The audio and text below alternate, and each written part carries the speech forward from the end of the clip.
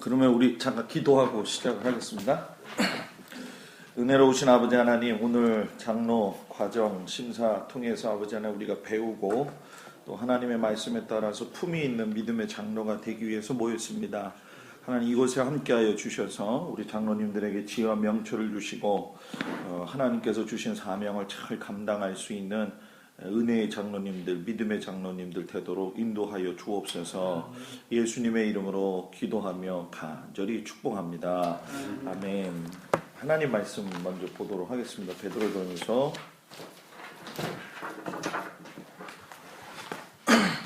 5장 1절에서 4절까지 말씀.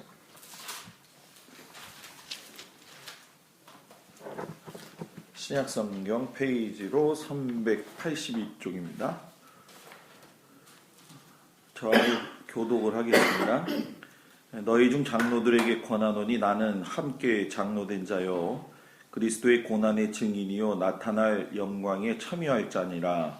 너희 중에 있는 하나님의 양 무리를 치되 억지로 하지 말고 하나님의 뜻을 따라 자원함으로 하며 더러운 이득을 위하여 하지 말고 기꺼이 하며 맡은 자들에게 주장하는 자세를 하지 말고 양 무리의 본이 되라. 그리하면 목자장이 나타나실 때에 시들지 아니하는 영광의 관을 얻으리라. 아멘.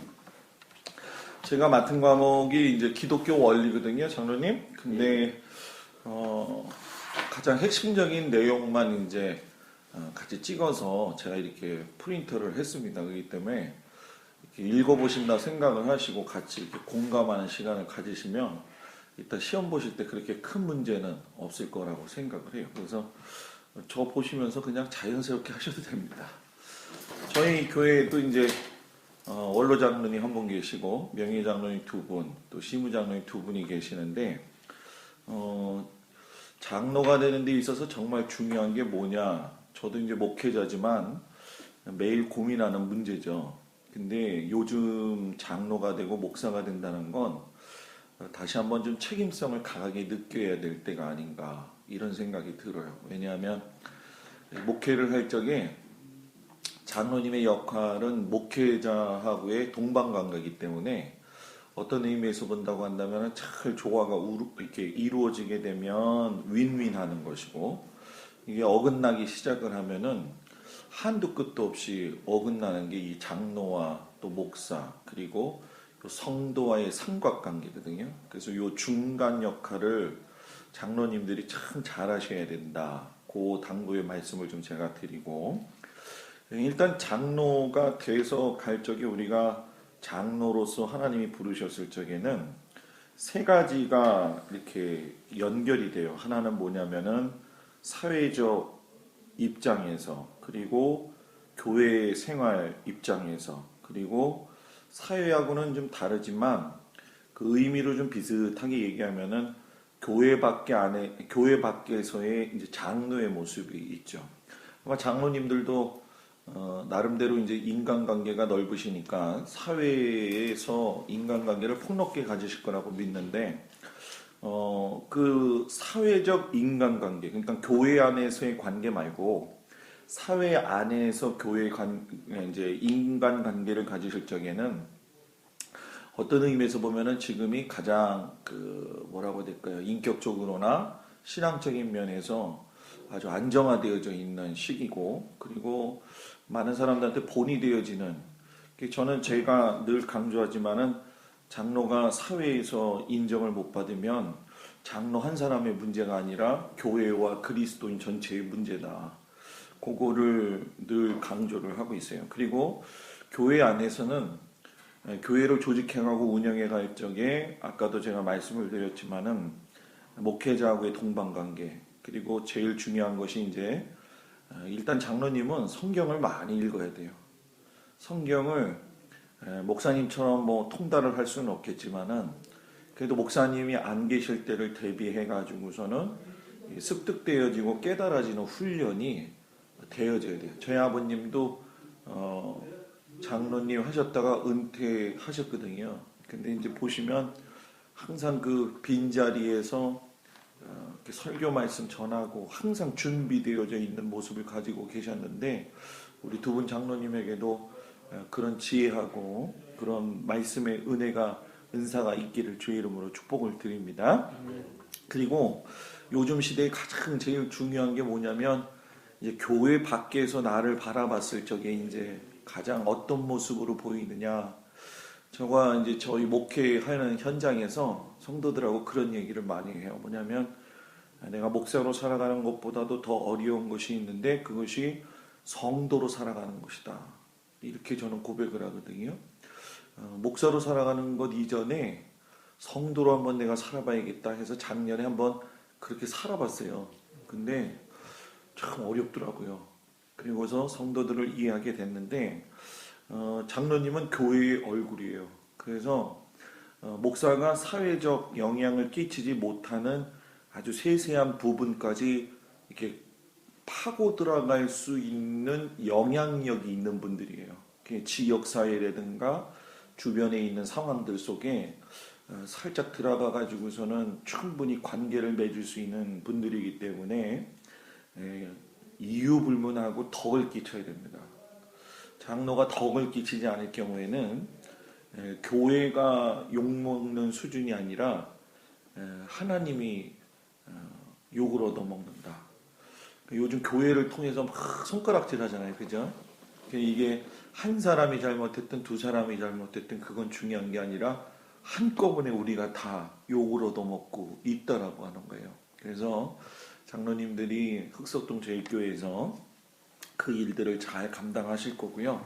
기독교 원리는 기독교 안에 있는 구조의 핵심을 이야기하는 거예요. 그래서 쉽게 설명하면은 성경에서 이야기하고 있는 예수님, 그리고 하나님, 성령님, 교회, 요것이 무엇이냐, 요것을 이야기해 주시는 거예요. 그래서 아마 기독교 원리 책을 다 읽어보셨겠지만 6가지로 확대가 돼서 나오는데 아마 책의 줄거리 내용들이 많으니까는 장로님들이 조금 부담이 되실 수 있겠지만 제가 그래서 엑기스를 뽑아온 거예요. 그 첫 번째가 뭐냐면은 첫 번째 원리 중에 한 가지가 기독교는 소망이 있는 종교다. 근데 저는 여기서 종교라는 얘기를 잘 안 해요. 원래 기독교는 종교가 아니다. 불교, 이슬람교, 또 나머지 카톨릭교 이런 것들은 종교라고 이야기하는데 저는 종교라고 이야기를 안 해요. 왜냐하면 종교는 내가 믿어야 할 신이 보여야 할 경우가 더 많거든요. 그런데 우리 하나님은 보이지 않는 하나님이시고 성경에 나와 있는 말씀으로 창조하신 하나님이기 때문에 그 원리를 잘 알아야 되는데 제일 중요한 게 뭐냐면은 장로님들한테 누군가 와가지고서는 묻는 사람은 없어요. 기독교가 뭐예요? 라고 묻는 사람은 없어요. 그런데 장로님들이 기독교는 이런 거예요. 라고 이야기해야 될 때는 있어요. 전도해야 될 때도 그렇고 항상 그 상황에 준비가 되어져 있어야 되는데 제가 여기에 짤막하게 이렇게 나왔지만은 세상 사람은 신앙도 없어요. 그렇기 때문에 소망이라고 하는 것도 없고 반면에 성도의 삶에는 분명한 신앙이 있고 분명한 소망이 있어요. 그러니까 이게 세상 사람하고 우리들하고의 뭐예요? 차이점이죠. 근데 이 차이점 중에 제일 우리가 깊게 생각해야 볼 것은 뭐냐면 세상 사람들 신앙 없기 때문에 소망 없기 때문에 함부로 말하는 거 너무 신경 쓰지 않아도 된다는 거예요. 물론 우리가 참조해야 될 것은 있지만은 세상은 원래 교회를 비판하려고만 하지 칭찬하려고 하지는 않잖아요. 그죠? 아마 장로님들도 그런 거 많이 느끼실 거예요. 그렇기 때문에 비판받는 상황 속에서 내가 신앙 철학이 있어야 돼요. 목회도 목회 철학이 있어야 되거든요. 저 같은 경우는 목회 철학이 뭐냐면 사랑을 실천해서 율법을 완성하는 교회. 이게 제 목회 철학이에요.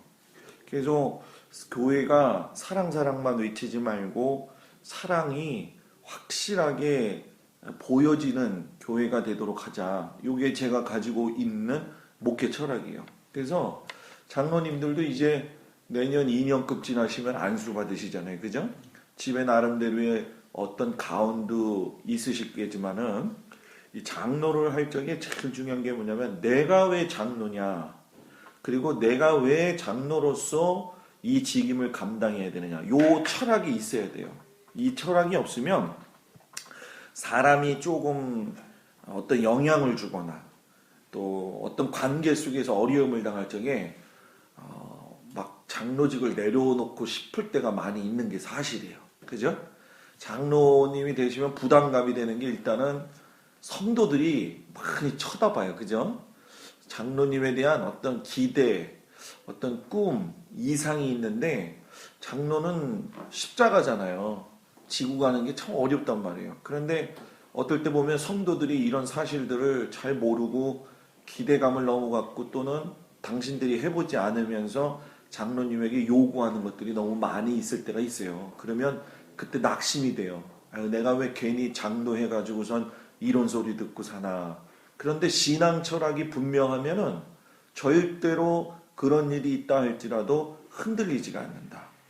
그러니까 이 장로님들도 신앙 철학이 분명히 있어야 되고 내가 어떤 믿음을 가지고 하나님 앞에 바로 섰는가, 그런 것들. 그리고 장로님이면 이제 인격이라든가 품이라든가 이런 교양이 있는 것들은 뭐 제가 말씀드리지 않아도 잘 감당하실 거라고 생각이 되는데, 특별히 언어 사용하는 거, 언어 사용할 때의 어떤 거기서 우러나오는 신앙성이, 여러분 그거 잘 아세요?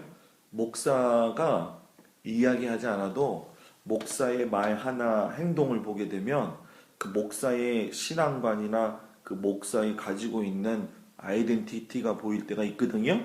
그런 것처럼 장로님들에게 탁 보고 말 한번 촥 하면은 저 장로님 참 무게감 있으시고 참 은혜스럽다 하는 장로님이 있는가 하면 참 가볍다 이런 생각이 드는 장로님들도 있는 게 사실이에요. 그렇기 때문에 우리 두 분 장로님은 사람들에게 있어가지고서는 무게감도 있고, 근데 무게감이 있다고 해서 제가 장로님 두 분한테 꼭 부탁드리고 싶은 건 여기에 이렇게 힘주고 다니시면 안 되더라고요. 목에 힘주고 다니면 성도들이 또 그걸 또 싫어하더라고요. 본인들은 또 그렇게 얘기하지만 저가 갈보리 교회에서 있었거든요. 강문호 목사님 교회에 있었을 적에 이렇게 보면은 장로님들하고 같이 제가 토요일 날 청소도 하고 막 그랬었어요. 그러면 많은 분들이 와가지고 장로님이 뭐 화장실 청소까지 해요. 그런데 그런 걸 보면서 성도들이 또 장로님들을 존경하더라고요. 보니까. 그래서 가장 낮은 자리에 있을 때 하나님이 높이신다는 거 꼭 기억을 하시고, 이제 시험에 나올 거지만은 기독교의 소망이 뭐냐, 요 세 가지는 꼭 나옵니다. 그래서 영생, 부활, 종말. 그러면서 밑에 이렇게 제가 5가지 뽑아놨잖아요.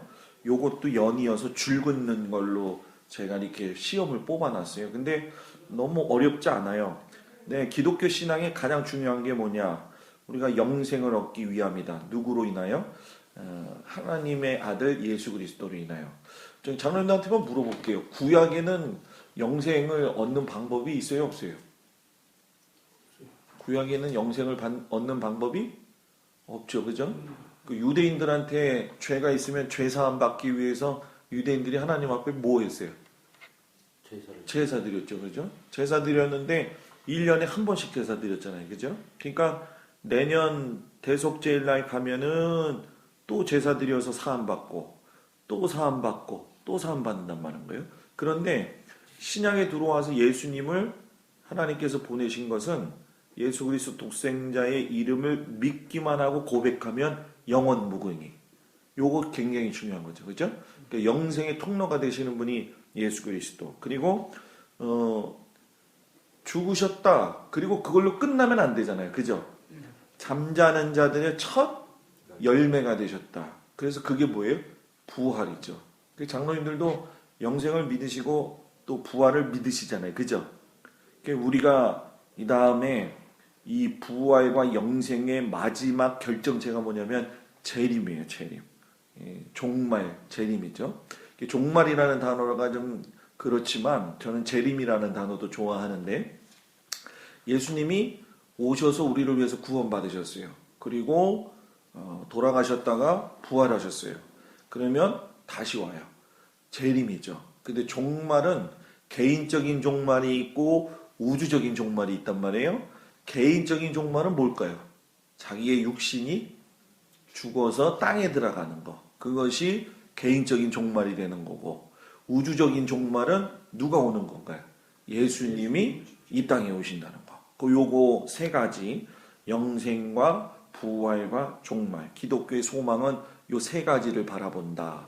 그리고 그 다음에 중요하게 두 번째로 제가 문제를 낸 건데, 요거는 줄긋기로 제가 이렇게 문제를 냈어요. 그래서 이거 너무 쉬워요. 왜냐하면 조금만 생각하면 깊이 들어가지 않아도 알 수가 있어요. 하나님이 세상을 무엇으로 창조하셨나?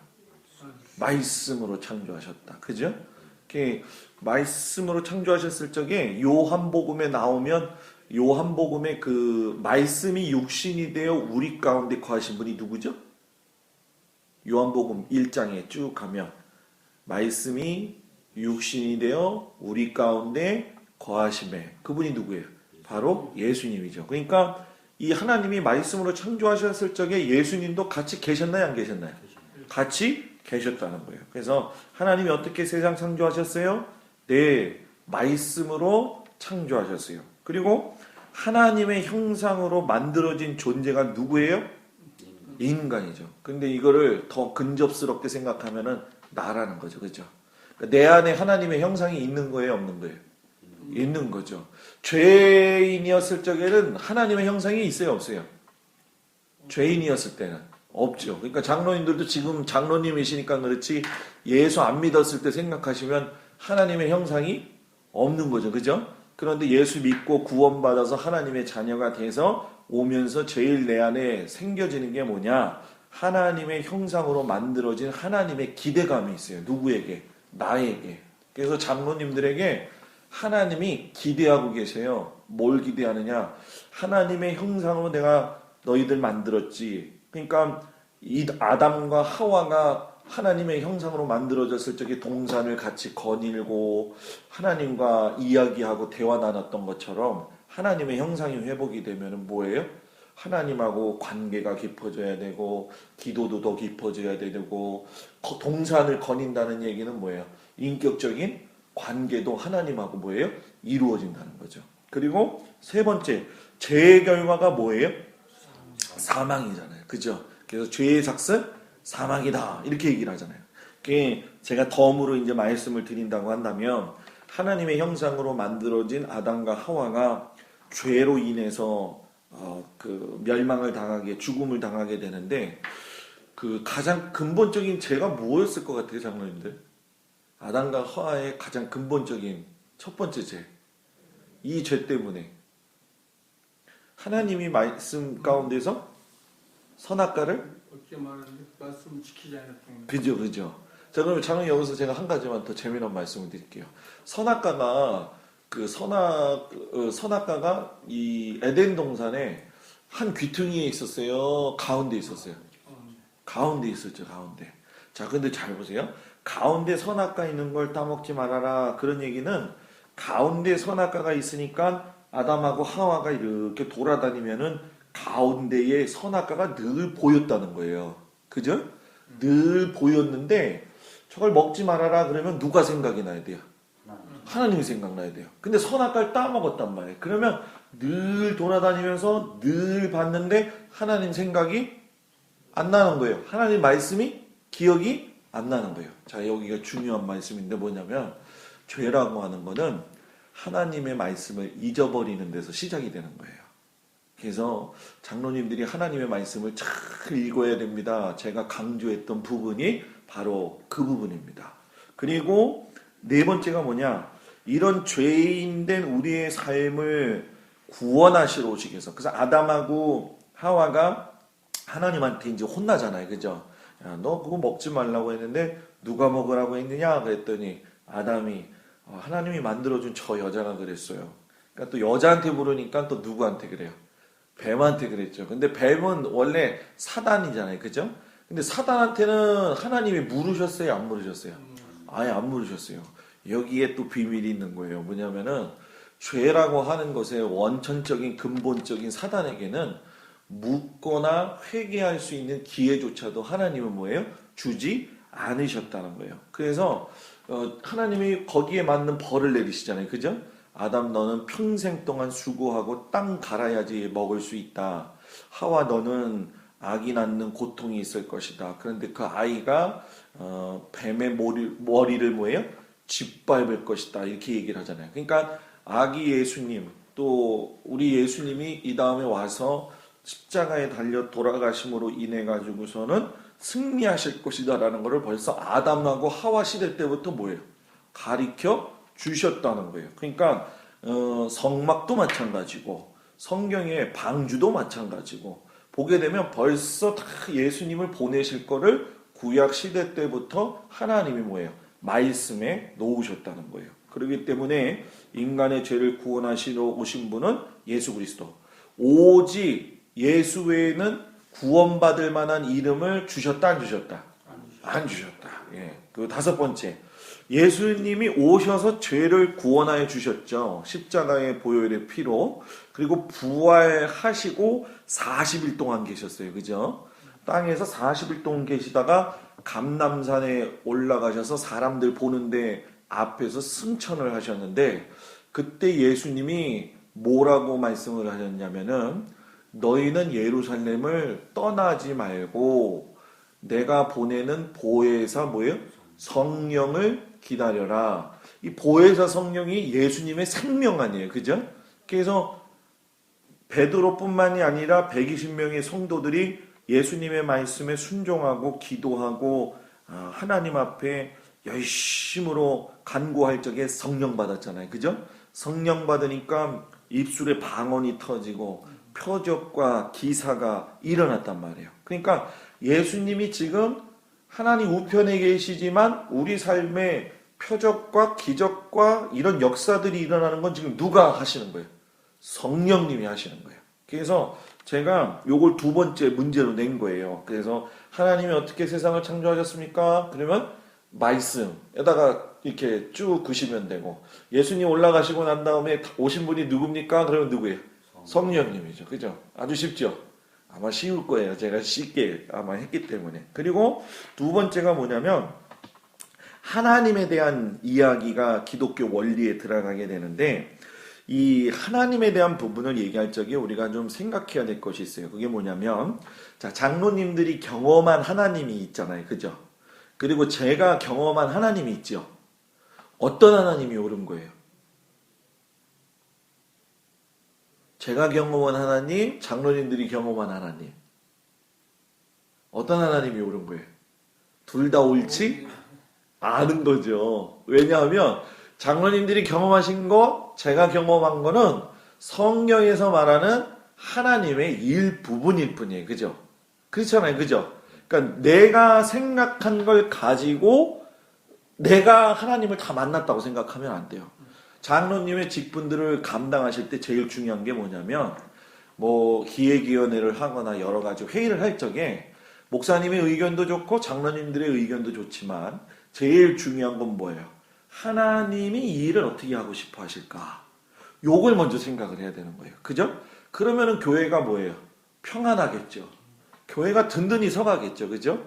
뭐 인간의 어떤 욕심, 어떤 환경에 의해서 움직인다든가 그러면 교회는 성령님이 임재하셔서 움직이는 곳이기 때문에 사람이 자꾸 간섭하고 그러면은 교회가 다른 곳으로 가는 거예요. 그러니까 교회는 목사든 장로든 누구를 위해서 존재하는 거예요? 우리 하나님을 위해서 존재한다는 거죠. 그래서 성경에 보게 되면 세 가지가 꼭 나오는데 그것이 이제 삼위일체하고 연결을 시켜서 얘기하는데 삼위일체가 우리가 잘 알고 있는 성부, 하나님, 성자, 예수님 그리고 말씀의 능력, 생명이 되시는 누구예요? 성령님이죠. 그런데 성부 하나님은 아까 우리가 세상을 하늘과 땅과 온 우주 만물을 뭘로 창조하신 분? 말씀으로 창조하신 분. 그리고 예수님은 성자 예수님으로서 우리에게 구세주가 되시는 분이니까 우리의 무엇을 해결하기 위해서 죄의 문제를 해결하기 위해서 오셨다. 그리고 성령님은 뭐예요?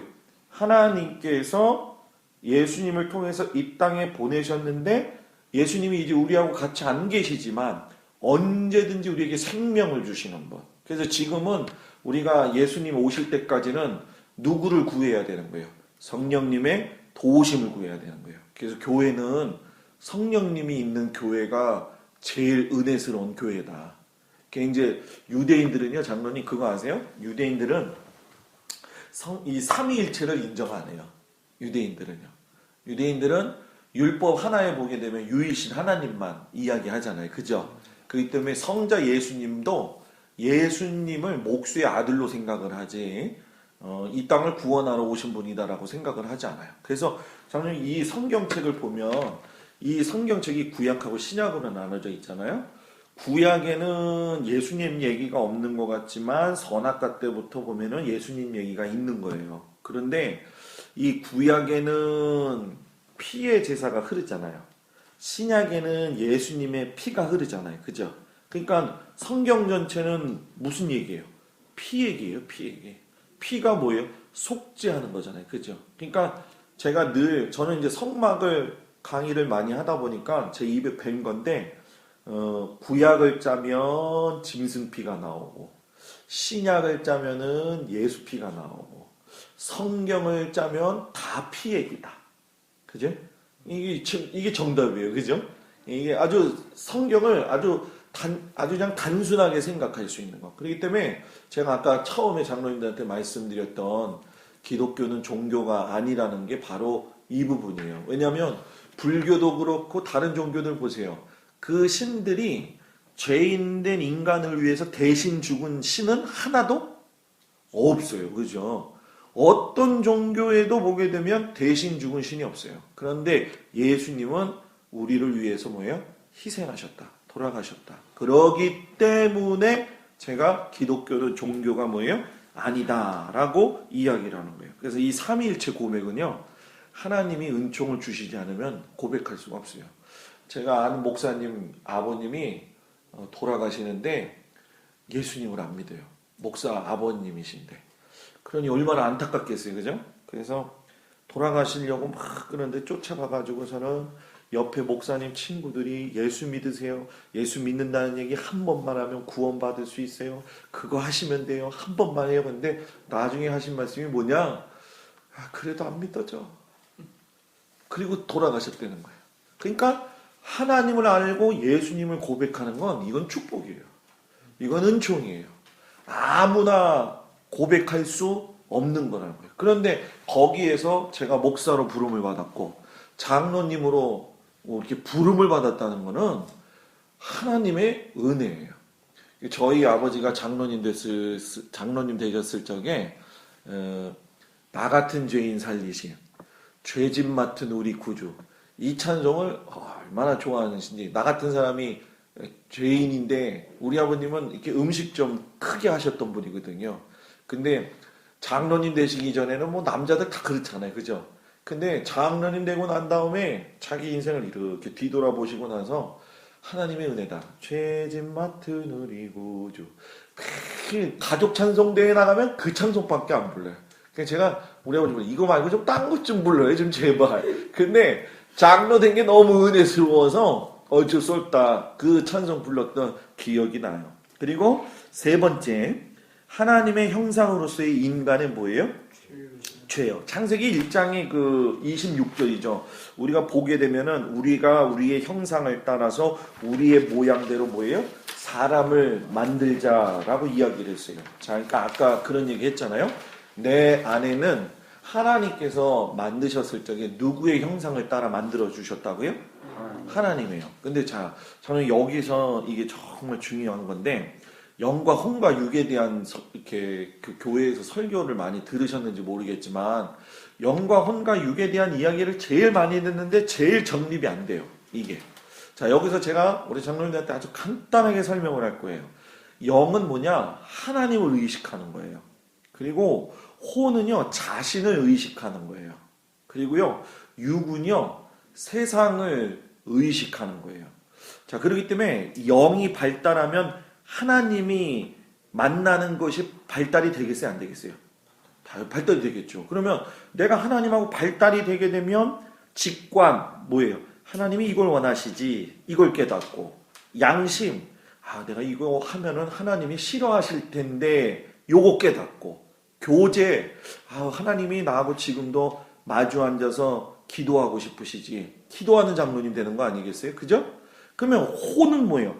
내 의식이란 말이에요. 내 의식. 그러니까 의지를 갖고서 내가 장로 생활 내가 열심히 할 거야. 나한테 주신 이 장로 직임, 그러려면 내가 어떻게 해야 되지? 성도들을 위해서 내가 본을 받기 위해서 내가 그러면 어떤 장로가 돼야 될까? 뭐 예를 들어서 한 가지를 정하는 거죠. 뭐 내가 예배 시간 1시간 전에 와서 내가 꼭 교회에서 그 주보 이렇게 안내위원이 아니더라도 저희 교회도 그렇거든요. 권사님 한 분이 자기가 예수님 만나고 너무 기분이 좋아서 본인 스스로가 의지를 가지고 1시간 전에 오셔가지고서는 이렇게 밖에 나가가지고서는 안내를 보세요.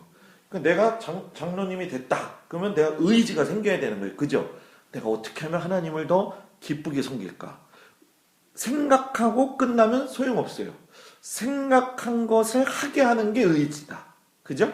그리고 지성. 장로님이 되시면 성경에 대한 것도 박식하지는 않아도 오늘 기독교 원리에 나와 있는 건 알고 계셔야 된다. 그리고 제가 권면드리고 싶은 건 창세기 정도는 술술술술술 입에서 나와야 돼요. 그냥 창세기 정도. 그리고 예수님을 한번 다른 사람한테 전도해 보세요 하면은 3분 안에 예수님을 간단하게 설명할 수 있어야 돼요. 이게 그래서 기독교 원리가 뭐예요? 중요한 거예요. 그리고 자의식에는 감정이 있어요. 그죠? 내가 막 화가 나면 감정이 생기잖아요. 그죠? 그냥 저 사람 미울 때가 있고 그렇단 말이에요. 근데 여기서 중요한 거 장로님, 사람은 감정대로 살지 말고 감동대로 살아야 된다. 뭐라고요? 감정대로 살지 말고 감동대로 살아야 된다. 승질 낼 거 다 내고 살면 안 된다는 거예요. 그죠? 그러니까 혼의 모습이 중요한 거죠. 그리고 세상의식이 6인데 이 세상의식 6은 뭐예요? 오감이라는 게 뭐죠? 청각, 그죠? 시각, 후각, 미각, 요 오감의 촉각, 능력, 그죠? 그러니까 사람은 보는 거에 영향을 받을까요, 안 받을까요? 영향 받아요. 듣는 거에 영향을 받을까요, 안 받을까요? 받아요. 그래서 다 끼리끼리 모이잖아요, 그죠? 도둑놈들은 도둑놈끼리 모이더라고요. 노름 좋아하는 사람들은 뭐예요? 노름 좋아하는 사람끼리 모여요. 그리고 수근수근 말 잘하는 사람들은 뭐예요? 말하기 좋아하는 사람들은 말 잘하는 사람. 그래서 여기서도 이제 재미난 얘기지만 말 잘하지 말고 잘 말해라. 말 잘하지 말고 뭐라고요? 잘 말해라. 말은 나를 위해서 하는 게 아니라 남을 위해서 하는 것이다. 이게 장로님의 직분을 감당하실 적에 요 몇 가지만 가지고 계셔도 엄청나게 은혜스러운 장로님이 되세요. 그러니까 감정대로 살지 말고 막 장로님 하다 보면은 의견 안 맞으니까는 막 화날 때 있잖아요.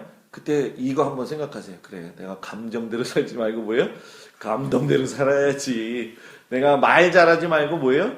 잘만 해야지. 어떤 분은 그냥 말만 청산 유수처럼 하시는 분이 있잖아요. 그죠? 그런데 하나도 되는 게 없어요. 그러면 장로님들한테 물어볼게요.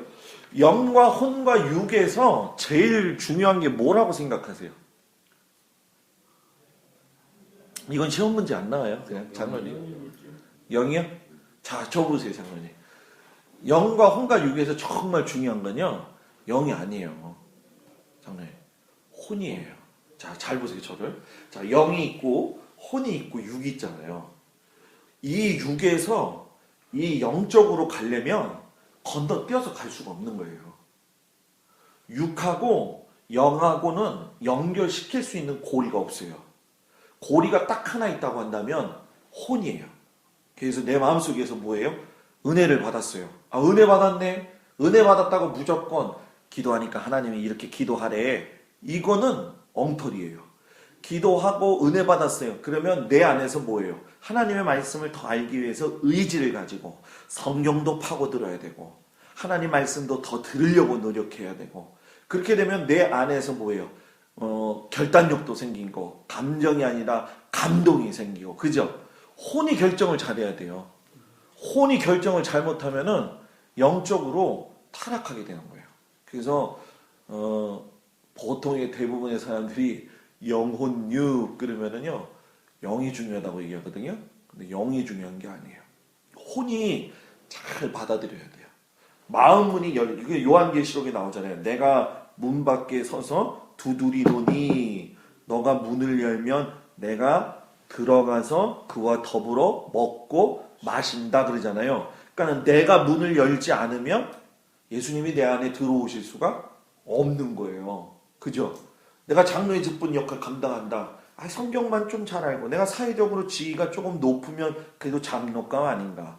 교회 오래 다녔으니까 이 정도면 되는 거 아닌가. 그게 아니라 내가 하나님 말씀대로 이 불러주신 장로의 직분을 귀하게 여기면서 하나님께 영광을 돌릴 수 있기 위해서는 내가 생각하는 거, 받아들이는 거, 말하는 거 이게 다 어디에 맞춰져야 돼요? 하나님의 말씀에 맞춰질 적에 아주 귀한 장로님의 역할을 감당할 수 있다라고 하는 거. 이걸 꼭 마음에 새기기를 권면을 드립니다. 그러면 네 번째, 인간의 몸을 입으신 하나님인데 인간의 몸을 입으신 하나님 누구예요? 예수님이죠. 예수님의 인격과 삶을 보는데 저도 기도할 때마다 이 단어를 이 구절을 참 좋아해요. 믿음의 주요 온전케 하시는 예수를 뭐예요? 바라보자. 장로님도 허물이 있죠? 저도 허물이 있을까요? 없을까요? 있죠. 근데 허물을 드러내는 건 좋은 것이 아니다. 남의 허물을 드러내는 건. 그러나 나의 허물을 내가 드러내면서 예수님을 닮아가려고 한다면 그건 좋은 거다. 장로님들은 금그릇 같아요? 질그릇 같아요? 장로님 질그릇에다가 금을 담으면 뭐가 돼요? 금그릇 되는 거예요. 그런데 금그릇에다가 똥을 담으면 무슨 그릇 되는 거예요? 똥그릇이 되는 거예요. 그러니까 질그릇이 중요하냐? 금그릇이 중요하냐? 그게 중요한 게 아니라 내 안에 뭘 담고 있느냐 이게 정말 중요한 거죠. 그죠? 그 내 안에 담고 있어야 될 부분이 누구냐? 바로 예수님의 인격과 삶이라는 거예요. 그래서 말이나 행동이 마지막은 다 사랑하고 연결이 돼야 돼요. 저도 제가 이렇게 목회하면서 지나간 어린 시절 이렇게 보면 생각나는 장로님들이 있거든요. 항상 교회의 주일학교 아이들 제가 이렇게 기억해 보면서 장로님들한테 권면 말씀드리는 거지만은 이게 아이들 머리 한번 쓰다듬어 주시고 이렇게 또 잘 있었니 이렇게 한 번씩 해주시는 게요. 애들한테 어려서 기억에 남아요. 저도 기억에 남는 장로님이 몇 분 있어요. 그 장로님들은 항상 오면 잘 왔다 잘 왔다 잘 왔다 뭐하고 지내니 뭐하고 지내니 뭐 주는 건 없어요.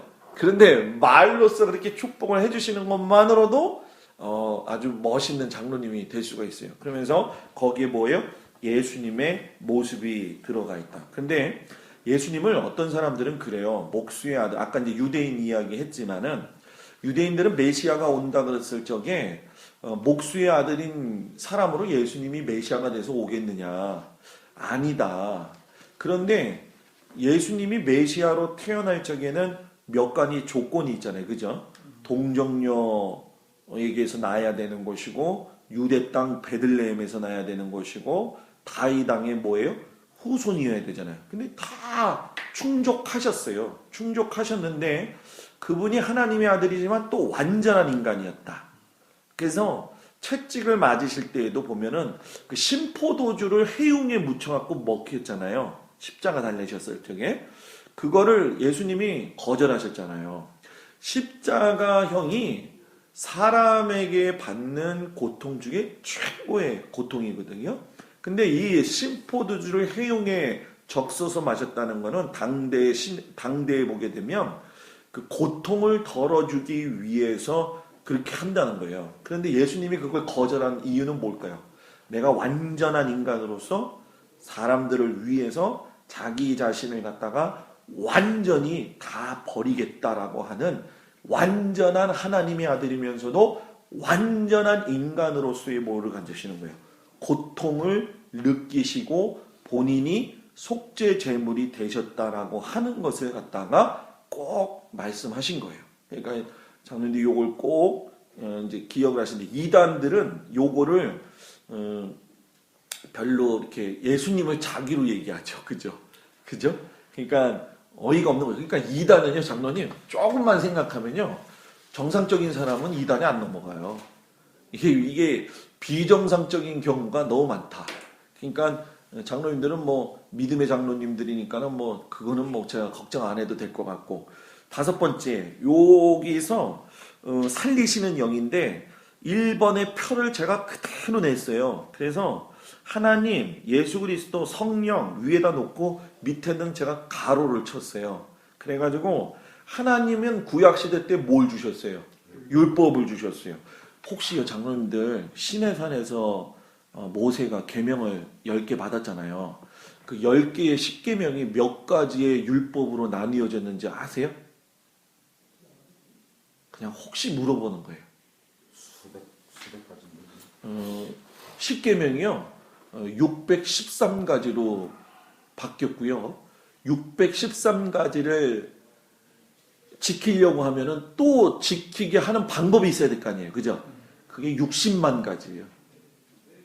장로님들은 안 놀라시네. 10계명에서 몇 가지요? 613가지. 그 다음에 60만 가지 만들어놨어요. 그래서 지금도 유대인들은 이 60만 가지. 그래서 지난번에 그 프랑스에서 ISIS가 코셔, 유대인의 코셔 카페에 들어가가지고 인질 잡았었잖아요. 그 코셔 카페가 뭐냐? 율법에 나온 부정한 것과 정한 것의 음식을 구별해가지고 만들어 먹는 음식점이에요, 카페. 그래서 유대인들은 지금도 코셔 음식점이라고 된 곳에만 들어가서 먹어요, 식사를. 그러니까 굉장히 율법적으로 살았죠. 그런데 이런 율법적인 사랑이 예수님 시대에 와가지고는 율법을 완성했죠. 무엇으로? 사랑으로. 그래서 십계명이 2가지로 딱 돼버렸어요. 뭐죠? 하나님 사랑, 또 이웃 사랑. 그거예요. 그러니까 하나님 사랑하면 뭐 하는 거예요? 이웃 사랑하라는 거예요. 그리고 이웃 사랑하면은 누구 사랑하는 거예요? 하나님 사랑. 그래서 예수님이 그랬잖아요. 너희가 만일 하나님 앞에 제물을 드릴 때에 다른 사람하고의 관계 속에서 나쁜 일이 있으면 그 제물을 하나님께 바치기 전에 먼저 그 사람과 가서 뭐하고 오라고 했어요? 화목하고 더불어 화해하고 와서 뭐예요? 예물을 드리라고 했잖아요. 그러니까 장로님들도요, 앞으로 장로의 직분 감당하실 적에 미운 사람 생기면요, 미워하지 말고요, 그냥 밥 한 번 더 사요. 그냥 그게 좋은 거예요. 그죠? 괜히 내가 죄 지을 거리를 만들지 말고. 장로님 역할이 얼마나 힘들겠어요. 장로님이 되시면 목사님 마음이 조금 이해가 되시겠어요, 안 되시겠어요? 들 것 같아가 아니라 들으셔야 됩니다. 예? 들으셔야 되는 거예요. 왜? 목사님은 항상 그런 상태에서 목회를 하기 때문에. 근데 우리 감리교는, 제가 감리교 목사지만은 장로가 되면서 이게 잘못됐어요. 무슨 목사님을 견제하는 세력, 목사님 목회를 도와서 교회가 부흥하는 데다가 초점을 맞춰서 하나님을 기쁘시게 해드려야 되는데, 물론 목사들도 잘못이 있어요. 인격이 제대로 갖추어지지 않고 나서 목회를 하다 보니까 문제가 생기잖아요. 그죠? 그러면 요거를 이렇게 상호 보완할 수 있는 목회가 돼야 된다. 그죠?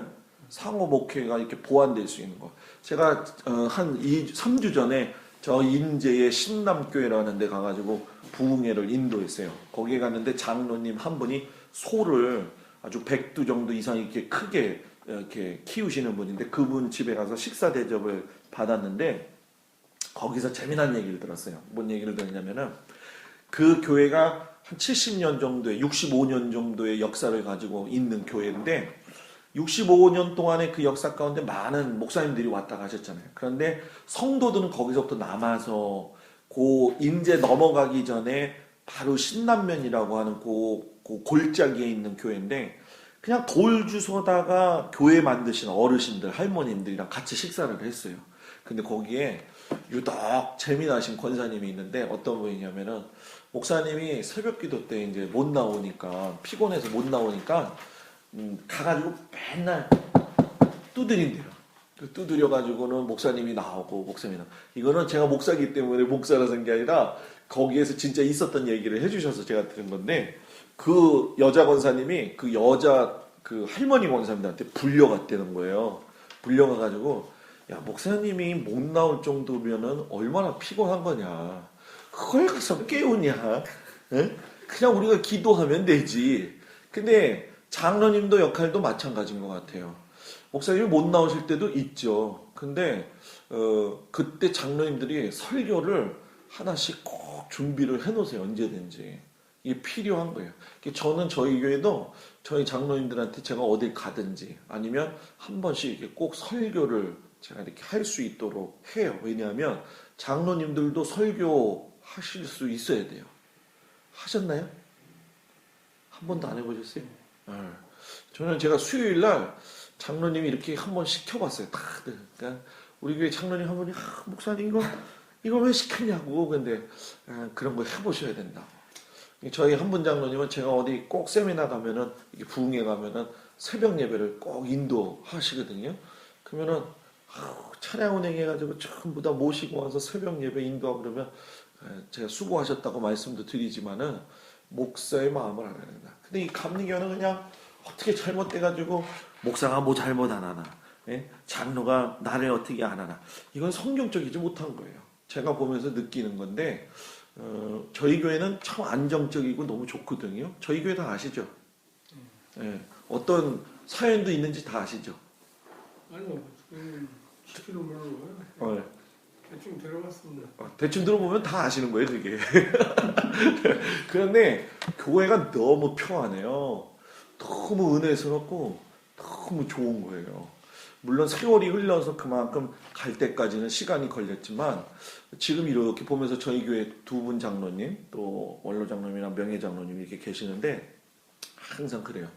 이제는 목사님이 하시는 거에 대해서 우리가 뭐라고 안 그래요.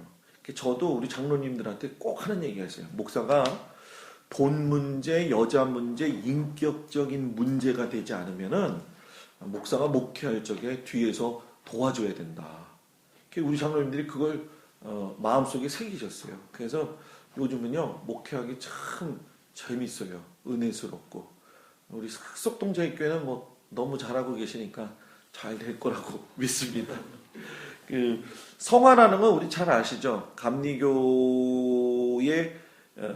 이제 4대 신앙 전통이 있잖아요. 그 뭐냐면은 4대 중심 그 신앙생활하는 데 있어서 필요한 게 뭐예요? 전통, 체험, 이성, 그리고 전통, 체험, 그리고 신앙, 그리고 이성. 요 이성할 적에 신앙할 적에 요 부분인데 전통, 체험, 이성, 신앙.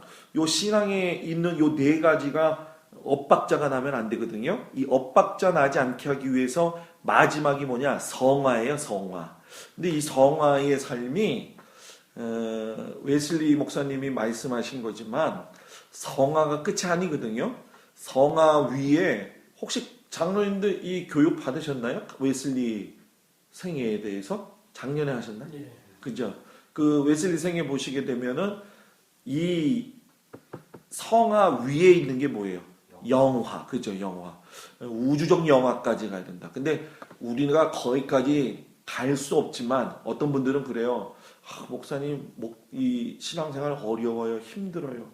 근데 김용의 선교사님이라고 계세요. 그분이 술집 아들로 태어나셨는데 주막에서 술집 아들로 살다가 이렇게 되셨으니까 얼마나 성격이 그랬겠어요. 근데 그분이 예수 믿고 영접하고 난 다음에 확 바뀌셨는데 아들 넷을 갖다가 선교사로 이렇게 키우고 계시는데 한 명 아들 아프리카에다 놓고 올 적에 아들을 거기다 놓고 오려니 얼마나 가슴 아파요. 근데 그때 그분이 하신 말이 뭐냐?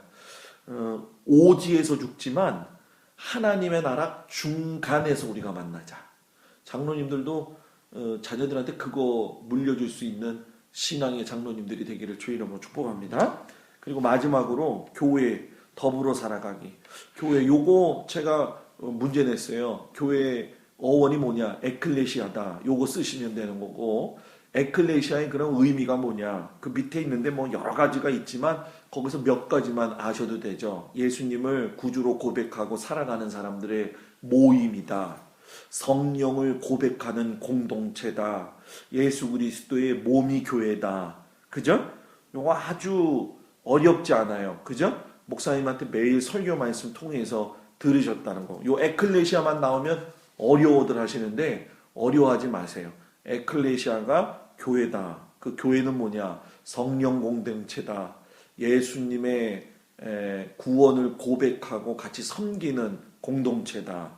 요런 마음을 가지시고 장로님의 역할을 잘 감당하셔가지고 승리하시는 우리 장로님들이 되시기를 주의 이름으로 축복을 드립니다.